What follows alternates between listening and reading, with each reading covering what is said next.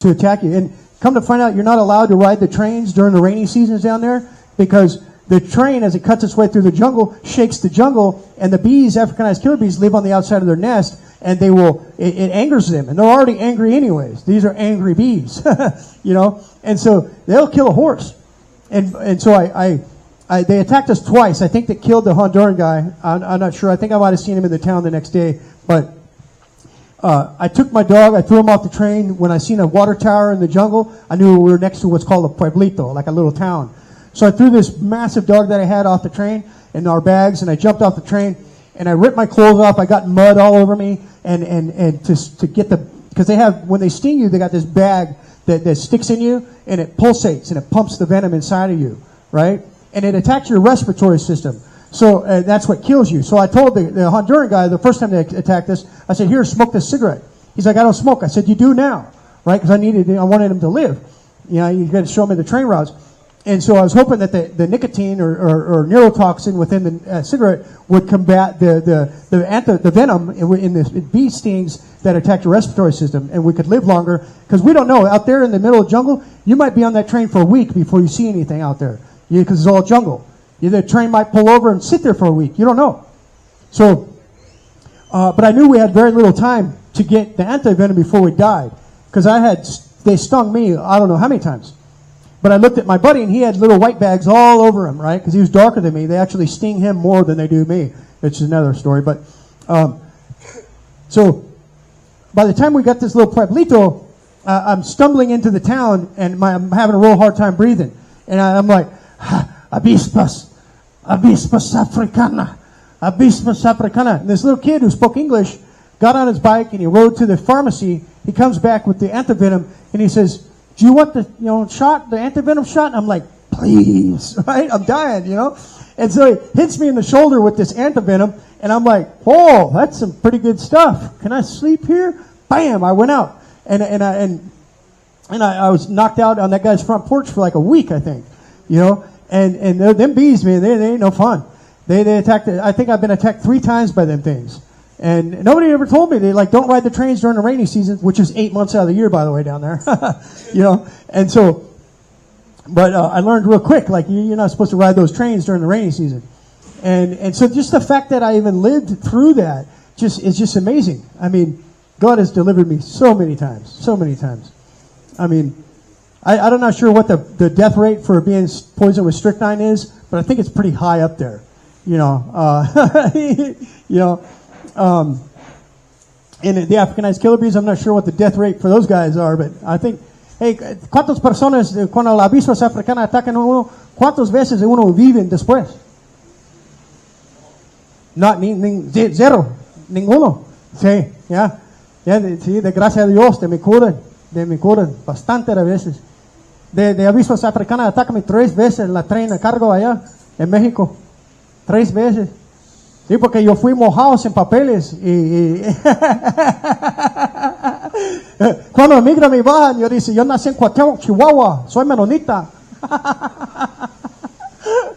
I would tell them, I said, when immigration would stop me, I would tell them I was born in Cuauhtémoc, Chihuahua, where there's white people, whiter than me. They don't speak a lick of English, and they're blonder hair, bluer eyed than I am, and they're from Alemán, they're from Germany, and they're Mennonites. And they're from Cuauhtémoc, which is an Indian word. It's a hard word to say for white people. But I learned it because I had to, because whenever immigration would stop me, I would tell them, yo nací en Cuauhtémoc, Chihuahua, 100% mexicano. And then I would say some groseros, and then, they would say, sí, es mexicano, pásale. And I'd go through the retines. But, my testimony to when the Latins hear it is just much more, they understand more because they're from down there. But man, I tell you, God is a delivering God. When I was in that jail in Dallas County, Dallas, if you guys ever get a chance to read this book called The Bondage Breaker, it's the only book I've read out of hundreds of books that I've read. And I know some of you have already heard this story, but I want to tell you again. It's the only book that I've ever read out of the hundreds where entire pages went blank as I tried to read it. Entire pages went blank. None of the other books that I've read did that. And it's not the book, it's not Dr. Anderson, it's not the bondage breaker, it's the biblical principles laid out in this book that the enemy doesn't want us to know. And And he does a beautiful job in this Steps of Freedom in Christ. Before, my mind was just bombarded with bleh. I just was, like I said, I had just horrific, murderous thoughts constantly through my mind. I couldn't be around people without thinking about how I was going to kill them, rip their throat out their neck, snap their ankles. I mean, it was my job, and that's what I did. But probably because my mind was just bombarded with garbage. Down there, you got to. That's when you're down there and you got no money, you got to get a job. And down there, everybody that has money needs bodyguards. So the bodyguards are you can always get a job down there as a bodyguard because they're dying left and right, you know.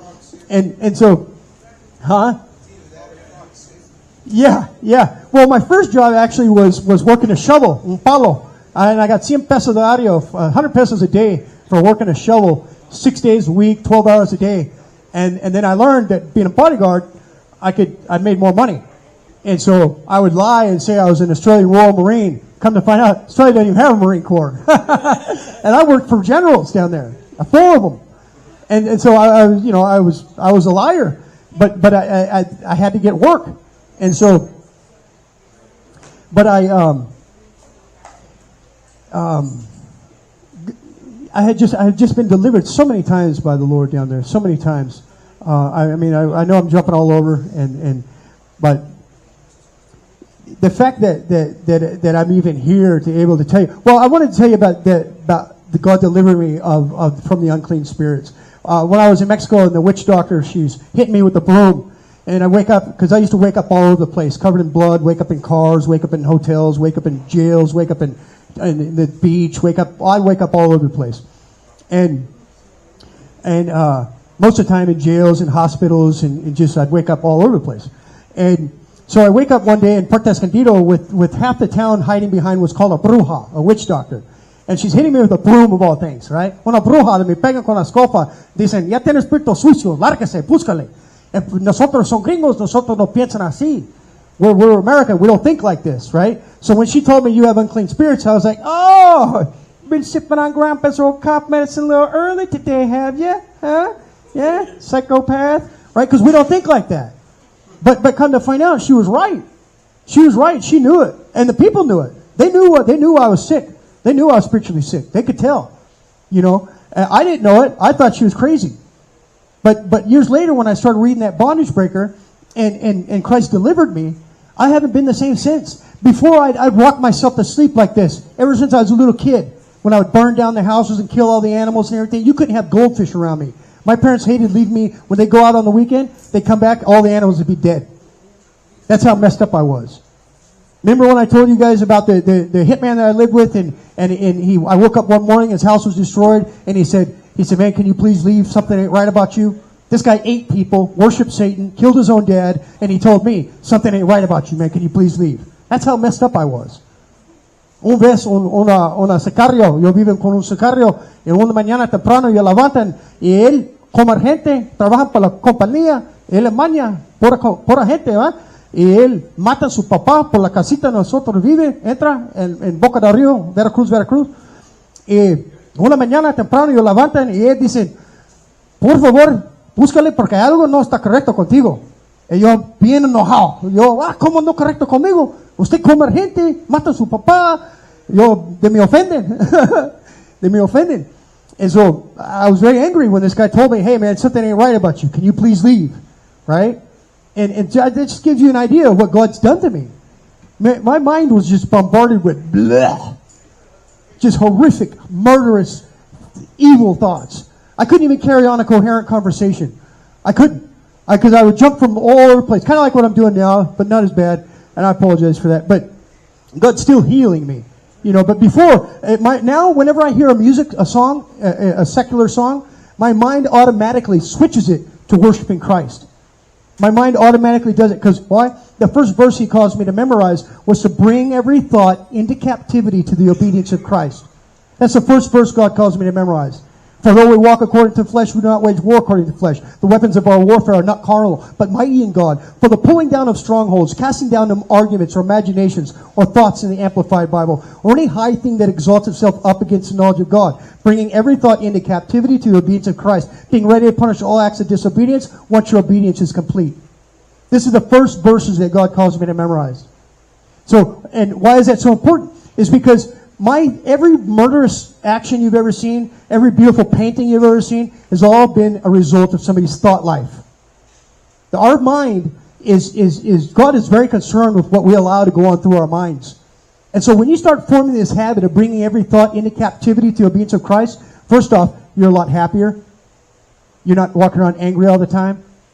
And this is the first steps in it's very important and vital to pleasing the Lord God Almighty, because guess what? He can read our minds, and He does.